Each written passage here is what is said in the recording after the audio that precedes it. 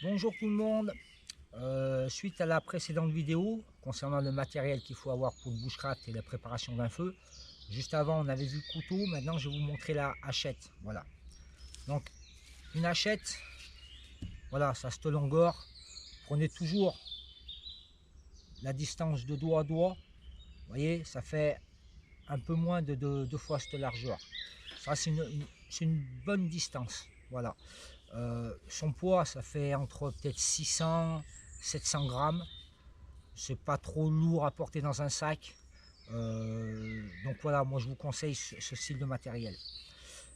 Après, toujours sur le matériel que je vois qui est utilisé et qui est vendu aussi à pas cher, on a ce style de hachette avec le coupant. Et ici on a une pointe. Ça, c'est pas adapté pour le bushcraft. C'est pas adapté surtout pour la préparation de feu.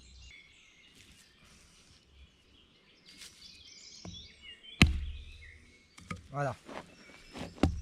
Vous risquez de tomber sur du bois assez résistant. Donc avec un coup de hachette, vous n'allez pas le fendre. Donc la technique consiste à taper plusieurs fois, mais des moments en bataille, donc il faut taper dessus. Toujours avec un bout de bois, et on tape, et on tape, et on tape, et on tape.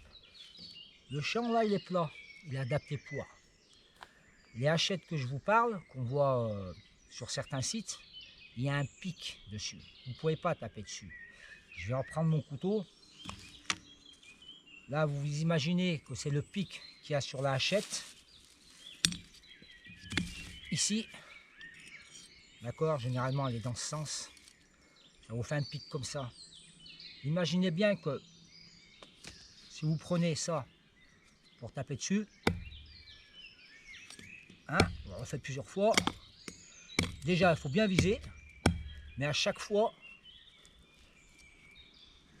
vous allez abîmer votre bois.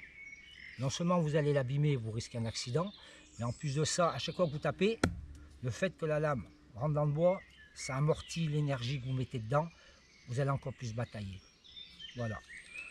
Donc une hachette de bushcraft, un coupant, un plat. À peu près une longueur et demie de doigt à doigt. Son poids 600, 700, 750 grammes. Bisous tout le monde, à bientôt.